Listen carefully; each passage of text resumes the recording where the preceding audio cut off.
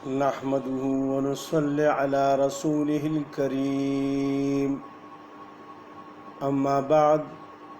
فأعوذ بالله من الشيطان الرجيم بسم الله الرحمن الرحيم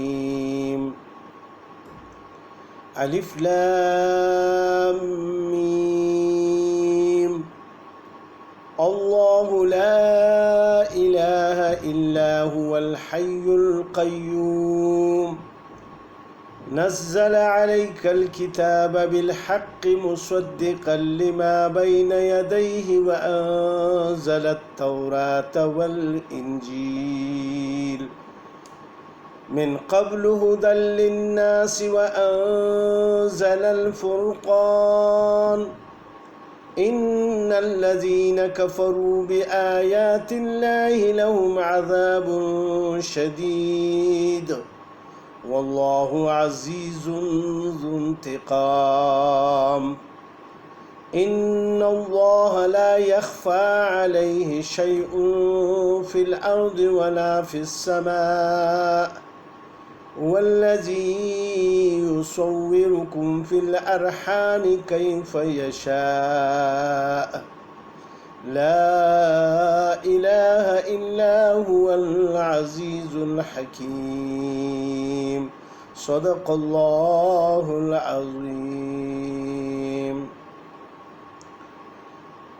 اللہ سبحانہ و تعالیٰ کی توفیق اور طاقت سے آج ہم سورہ آل عمران شروع کر رہے ہیں۔ سورہ آل عمران مدنی سورت ہے اور اس میں 200 آیتیں ہیں اور 20 رکوع ہیں۔ اس کی شان نزول کے بارے میں فرماتے ہیں کہ نجران کے عیسائی عالموں کا ایک وفد حضرت محمد مصطفیٰ صلی اللہ علیہ وآلہ وسلم کی خدمت میں حاضر ہوا اور انہوں نے رسول پاک صلی اللہ علیہ وآلہ وسلم کے ساتھ بحث مباحثہ کیا عیسیٰ علیہ السلام کے بارے میں۔ تو رسول اللہ صلی اللہ علیہ وآلہ وسلم نے ان کو یہ فرمایا کہ کیا تم لوگ اس بات پر یقین نہیں رکھتے کہ عیسیٰ علیہ السلام پر موت آئے گی؟ تو انہوں نے اقرار کیا کہ بے شک اس پر موت آئے گی۔ تو اللہ سبحانہ و تعالیٰ ان آیات میں پھر فرماتے ہیں بسم اللہ الرحمن الرحیم، شروع اللہ کے نام سے جو بے حد مہربان نہایت رحم والا ہے۔ الف لام میم، اللہ پاک ان حروف کے معنی اور مقصد کو خوب جانتے ہیں اور اس کے رسول بھی۔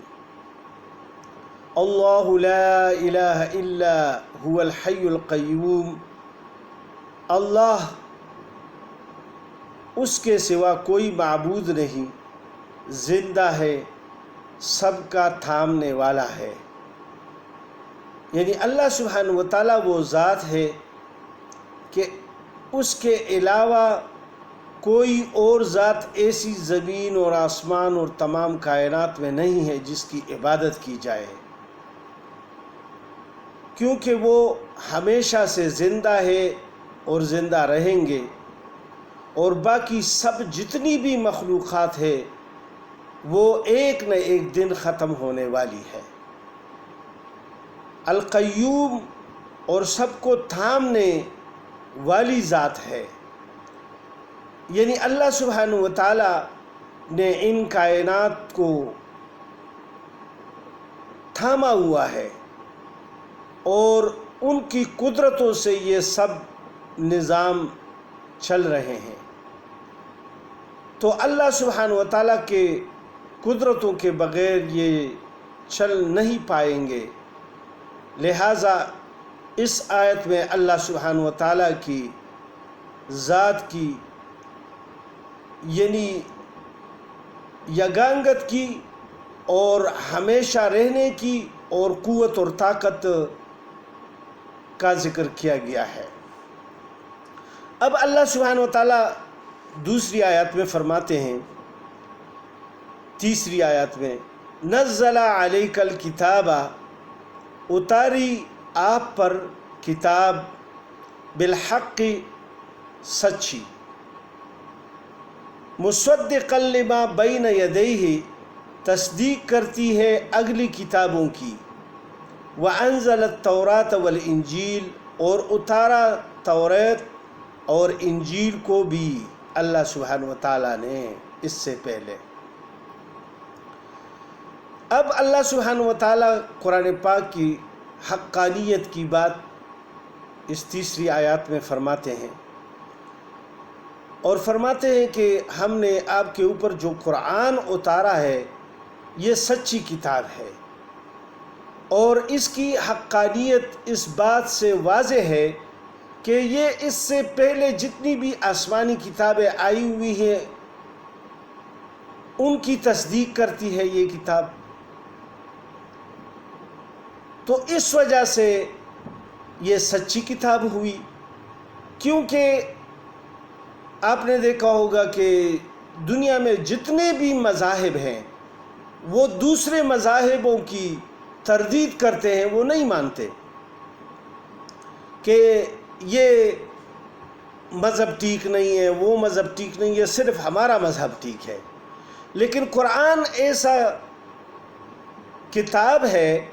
ایسی کتاب ہے کہ اللہ سبحانہ و تعالیٰ نے اس میں پہلے کتابوں کا ذکر، پہلے انبیاء کا ذکر بھی کیا، اور ان کو حق اور سچ مانا اپنے اپنے زمانے کے لیے، کیونکہ اس کے بعد اللہ پاک نے فرمایا کہ وہ جو تورات اور انجیل اللہ پاک نے اس سے پہلے اتارے تھے، یعنی بھیجے تھے اپنے اپنے پیغمبروں پر، تو وہ بھی لوگوں کی ہدایت کے لیے تھے، کیونکہ ابھی اگلی آیات میں پھر اللہ پاک فرماتے ہیں من قبل ھدی للناس، اس کتاب سے پہلے لوگوں کی ہدایت کے لیے، وانزل الفرقان اور اتارے فیصلے، یعنی اس میں بھی اللہ پاک نے اس وقت کے کفر کا رد کیا تھا، اور اس قرآن میں بھی اب جتنے بھی کفریہ عقائد ہیں ان سب کا رد فرماتے ہیں۔ لہٰذا اللہ سبحانہ و تعالیٰ نے یعنی وہ پہلی کتابیں جو بھیجی تھی وہ اس وقت جتنی بھی یعنی اللہ کے ساتھ شرک کرنے والے لوگ تھے اور مذہب میں ملاوٹ کرنے والے لوگ تھے، ان کی اللہ سبحانہ و تعالیٰ نے پہلے یعنی وعید فرمائی اس میں، اور اب قرآن پاک کو نازل فرمایا، تو اب جتنے بھی کفر کے عقیدے ہیں وہ بھی اللہ سبحانہ و تعالیٰ نے اس قرآن پاک میں بیان فرما دیے۔ اب اللہ پاک فرماتے ہیں ان الذین کفروا، بے شک جو منکر ہوئے، بآیات اللہ، اللہ کی آیتوں سے، لہم عذاب شدید، ان کے واسطے سخت عذاب ہے، واللہ عزیز ذو انتقام، اور اللہ زبردست ہے، بدلہ لینے والا ہے۔ اس میں اللہ پاک نے فرمایا کہ بے شک جو لوگ کافر ہیں یعنی وہ ایمان نہیں لائیں گے تو ان کے لیے سخت عذاب ہے۔ یہ زندگی تو میں نے تھوڑی سی اس لیے دی ہے کہ اس میں ان کی آزمائش ہو جائے، اور کتاب بھی بھیج دی، پیغمبر بھی بھیج دیا، اب یہ مانے یا نہ مانے، اگر نہیں مانتے تو ان کے لیے عذاب ہے، اور سخت عذاب ہے، اور عذاب دینے میں اللہ سبحانہ و تعالیٰ قوت اور طاقت رکھتے ہیں، زبردست ہے، قوت طاقت والے ہیں، اور بدلہ لینے والے ہیں کہ وہ اللہ پر کیسے بہتان باندھ کر اس کے ساتھ شرک کرتے ہیں۔ پھر اللہ پاک فرماتے ہیں ان اللہ، بے شک اللہ جو ہے، لا یخفی علیہ شیء، اس پر چھپی نہیں کوئی چیز، فی الارض ولا فی السماء، زمین میں اور نہ آسمان میں۔ اب اللہ سبحانہ و تعالیٰ کے علم کی بات اللہ سبحانہ و تعالیٰ خود فرماتے ہیں کہ اللہ کے علم میں ہر ایک چیز جو زمین اور آسمان کے اندر ہے وہ اللہ کے علم میں موجود ہے، یعنی کوئی ذرہ بھی اس کے علم سے باہر نہیں ہے، چاہے وہ آسمانوں کے اوپر ہے، آسمانوں کے نیچے خلا میں ہے، یا زمین کے اندر ہے، یا صحراؤں میں ہے، یا سمندروں میں ہے، یا پہاڑوں کے غاروں میں ہے، جہاں کہیں بھی جو بھی چیز ہے اللہ سبحانہ و تعالیٰ سے کوئی بھی چھپی ہوئی چیز نہیں ہے۔ پھر اللہ پاک فرماتے ہیں والذی، اللہ پاک وہ ذات ہے، یصورکم فی الارحام، جس نے بنایا ہے ماں کے پیٹ میں، کیف یشاء، جس طرح چاہے، یعنی اللہ پاک نے جس کو جس طرح چاہا اسی طرح اس کو پیدا فرمایا۔ یہ جتنی بھی مخلوقات ہے اللہ سبحانہ و تعالیٰ نے پیدا فرمائے، اور جو یعنی انسانوں سے پیدا ہوتے ہیں، جنات سے پیدا ہوتے ہیں، یا حشرات الارض یا طیور، جتنی بھی مخلوقات ہیں جو پیٹوں سے پیدا ہوتے ہیں، تو جس طرح اللہ پاک نے شکل دینا چاہا اسی طرح دے دیا۔ اس میں کسی کی کوئی کمال نہیں ہے کہ میں خوبصورت پیدا ہو جاؤں، میں بدصورت پیدا ہو جاؤں، یعنی اگر کوئی کہہ دے کہ میں کیا خوبصورت ہوتا، یعنی بدصورت آدمی یہ کہہ دے کہ میں ایک خوبصورت ہوتا، تو یہ تو اللہ کا منشا ہے، اس میں بات نہیں کرنی چاہیے۔ جو جس طرح پیدا ہوا ہے اس کو شکر کرنا چاہیے، اور اس کو خوبصورتی اور بدصورتی پر آخرت میں کوئی یعنی اس کو نہیں ملے گا اجر، لہٰذا اس کو عمل کے حساب سے اجر ملے گا، یا جو اس کو سزا ملے گی تو اس کے اعمال کے حساب سے ملے گی۔ تو اس لیے اللہ پاک نے فرمایا کہ جس کو جس طرح ہم نے چاہا یعنی پیدا فرمایا اللہ پاک نے۔ لا الہ الا هو العزیز الحکیم، کسی کی بندگی نہیں اس کے سوا، زبردست ہے، حکمت والا ہے۔ پھر اللہ پاک دوبارہ اس آیت میں فرماتے ہیں کہ اس کے ساتھ کوئی بھی شریک نہیں ہے عبادت میں، کہ اس کی عبادت کی جائے، کیونکہ وہ غالب ذات ہے، زبردست قوت والا ذات ہے،